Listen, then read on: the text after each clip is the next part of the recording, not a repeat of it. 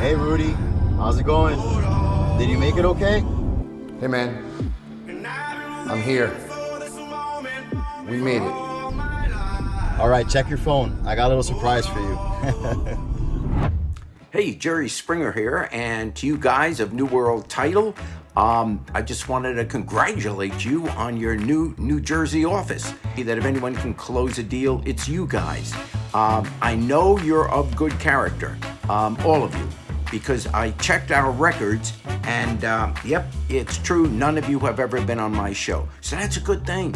So, you know, when you're trying to sell homes and close deals, let people know that you never appeared on my show, and you know, maybe that'll be the thing that closes the deal. So continued success. I hope you have a great 2021. Take care of yourself and each other.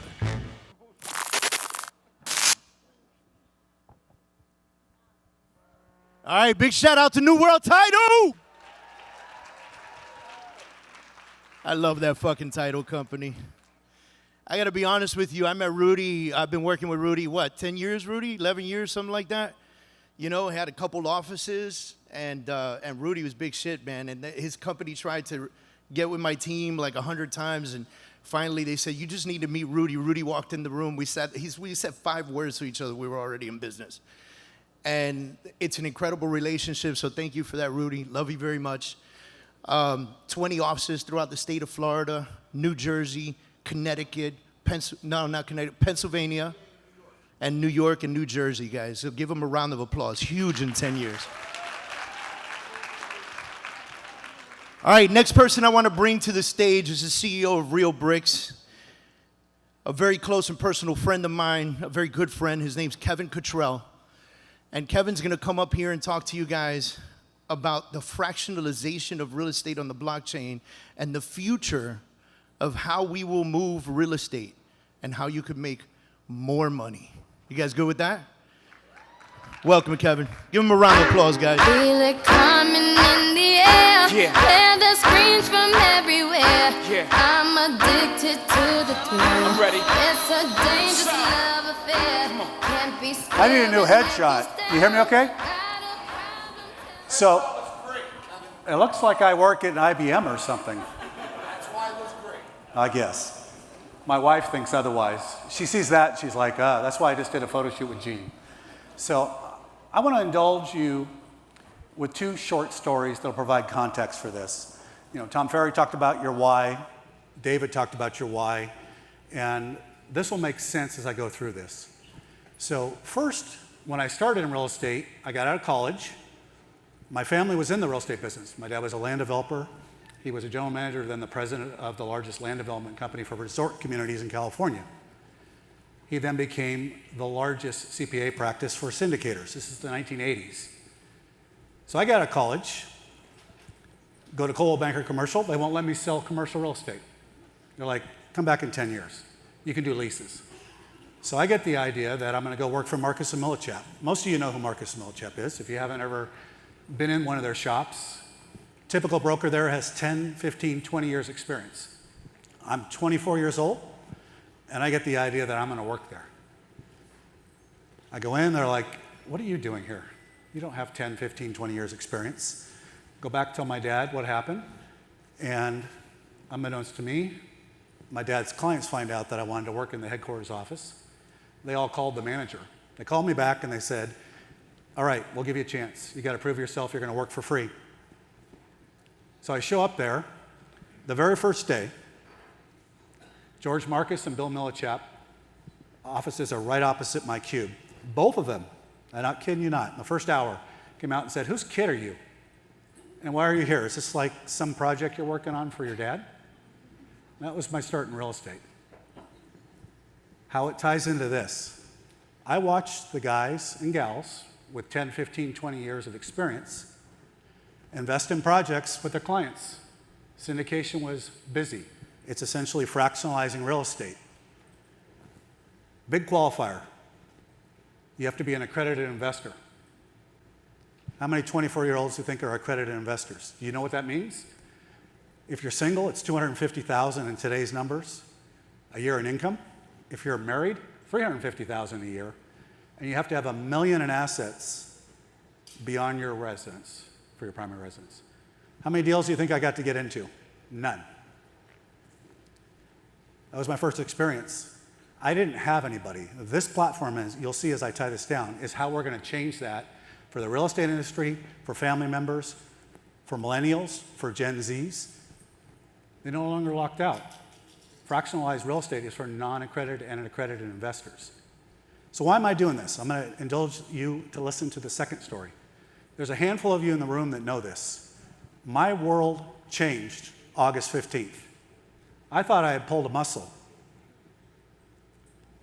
I was having a stiff upper leg, my hip was hurting. I had a doctor tell me at 3:30 in the afternoon that I had an abdominal aneurysm and I needed emergency surgery. It gets worse. They rushed me to the emergency room at Advent Health in Orlando. They can't figure out when they do the ultrasound. They're like, we don't even know what this is. Maybe it's a mass. They send me in for emergency CTs. I'm thinking, oh, crap. Maybe I have a tumor. There's something going on. Maybe it's not an aneurysm. When I got out of the CT, you want to have a life-changing experience. I don't know if any of you have had a near-death experience or know anybody that has. They wheeled me back into the room. The emergency room doctor ran in. He said, your aneurysm is ruptured. It's self-encapsulated. You're going to surgery now. Right behind him was a kid that was about 25 or 27 years old with a defibrillator. He told him, charge it, clip it to the gurney, and put the paddles on the rail. It's life-changing. They wheel me upstairs. There's 13 people there. A surgeon, a backup surgeon, a specialty surgeon because of where it was between my aorta and my femoral artery. They had 10 units of blood ready. My wife and I, for those of you that know me, you know this, we're very calm, cool, and collected people. So the surgeon is like baffled. He's like, why are you not totally upset about this? I'm like, okay, what are we doing here? What are we going to do? And those of you that know me know I'm just like that. And he finally said, look, we don't normally get this graphic, but it's like a 70% or greater chance that you're going to die in this surgery. I had 2 minutes to say goodbye to my wife. Imagine that. It's life-changing, absolutely life-changing. This is how rare it is to survive this. The chief hospitalist for Advent Health came to see me the following morning because in her tenure at the hospital system, they have never, not once, seen somebody survive with what I had. So why is that relevant? It's going to tie into this big time. Number one question I had, especially for people that I'm close to, is the obvious one. Oh my God, what are you going to do with your life now? What are you thinking? You know, people are like, oh, you have a condo in Puerto Rico, you're just going to go hang out on the beach. My commitment and what I'm passionate about, this is my why now. I am going to help non-accredited, accredited people, anybody. I don't care if you're a real estate agent. I don't care what brokerage you work for. I don't care who you are. We're going to provide a platform that's going to fractionalize real estate, and it's going to be a conduit for people that want to get on board and do this. And I'll talk very quickly here about how this is going to revolutionize the business. Some of this they covered earlier, so I'm not going to spend a lot of time on it. So baby boomers are on the way out, right? He talked about that. A lot of what's changing is the fact that, like I was when I was in my 20s, I was locked out. How many of you have the capital? I don't need you to raise your hands, just kind of think about it. Can you go invest in these accredited deals, these big multifamily deals? Most of us can't. Very few can. We're going to, in the next 5 years, fractionalize a minimum of $1.5 billion in property. I got a lot of real estate agents in this room. We are going to be that buyer in the market, buying all cash. when everybody's running away from rental homes, short-term rentals, and multifamily between 10 and 100 units. We want to create wealth. The number one thing I said to people that said, how will you change? I said, this I want to be my legacy, to basically take people and get them on a different trajectory and do this. And so we're going to actually change the demographics of what we're doing. People know this. Tom talked about it this morning. David's talked about it. Real estate is a gigantic asset. The gold standard for real estate in the world is North American property. Everybody wants to own it. It is the gold standard. The challenge is everybody went towards crypto. I'm just going to touch on that because you don't see me talking about blockchain today. I made the strategic decision to step away from tokenizing in North America. There's too much regulatory risk. Remember, I'm trying to create legacy for people. I don't want to put anybody that gets involved in these projects at risk, including the real estate agents, including the brokers, the two parties that are going to get in trouble with the SEC. You hold a license, they can pull it. They can ban you for life from the business. So we will not be doing that. There's a thing called the Howey test. If you're selling shares in something, which is what we're going to be doing, you're creating a security. Now, the good news is everybody gets to play. There are already players in the market. Arrived is the Spencer Rascoff, Jeff Bezos startup. Solid Block is one that is living on the dark side. They're doing tokenized fractionalization.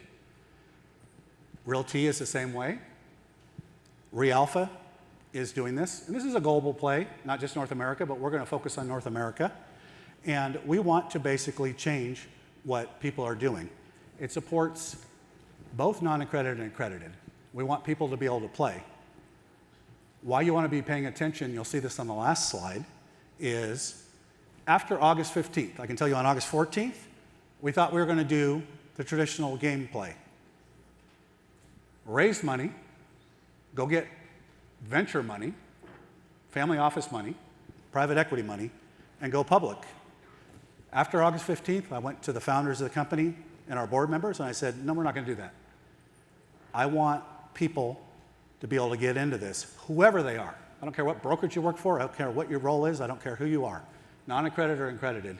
We are going to do a pre-IPO capital offering for this company to anybody that wants to be in. It's a game changer. Nobody else is doing that. You see all the announcements. Arrived, you can't get into that deal unless you're Jeff Bezos. Spencer Rascoff, who used to be the CEO of Zillow, and their venture investment partners. We're not taking venture money. We're not taking private equity money. We want non-accredited investors to be able to get in pre-IPO. Think about it, there's been a few companies in the brokerage business that had stock that then either uplisted on NASDAQ. We're going to be that play in the property and equity play. We're going to do billions of dollars of real estate, and we're going to provide an avenue for people to be able to get into it as well. So there's no real brick site up. We're in a dark period with our SEC filings. So our website for our marketplace is dark now. This is an example of what a marketplace would look like. It's just like Robinhood. You're going to have an app behind it where you can swipe, select a property, attach your wallet, ACH. We're going to have crypto in and out of it as well. It's going to be very easy for anybody. Think about my 24-year-old self. I could have bought into these projects. I would have had a huge amount of investments. I was making $250,000 a year at Marcus & Millichap at 24, 25 years old. And I was told you can't buy into any apartment buildings. This is a game changer for the real estate business. So how does it work in the fractional world? So you can see there on the far side of it, right? We're going to do rental homes and short-term rentals. You can get in them with $250. We're already seeing interest from people that want their millennials or Gen Z kids or people that are in their family to be able to buy real estate. What do they not have? They don't have a lot of capital. What do they not have? Accreditation. They can't get into the other deals. So that's one way we're doing it, which is the 250 and up. The SEC requires you to own less than 9.8%. You think about REITs, that's their requirement. The next step up, we're going to be the only player. None of the ones I showed you are going to be in the smaller multifamily between 10 and 100 units. This is known as no man's land. I used to sell a lot of these at Marcus & Millichap. People started out, they buy a duplex, fourplex, some smaller property, maybe they were lucky enough because of appreciation to get into a smaller multifamily. It doesn't really work that way today. The way the lending restrictions are, they need an all-cash buyer. The people that own the duplexes and the fourplexes can't really buy their properties, allow them to move up into the bigger hundreds of units. So we're going to provide a market for that. I can tell you that for non-accredited investors, they don't even get to play in the multifamily space. We're going to change that and change what's going on.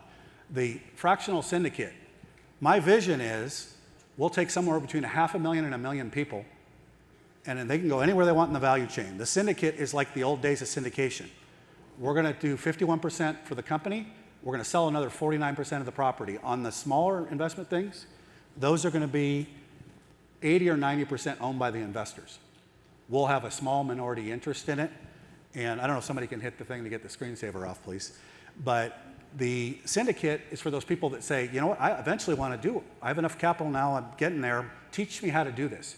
We're going to educate and teach people how to do short-term rentals, how to do multifamily, how to do rental homes. And then the last one is the Reg A offering. In the first quarter, our offering will be approved. We're not offering any securities here today. You'll be able to see the disclosures.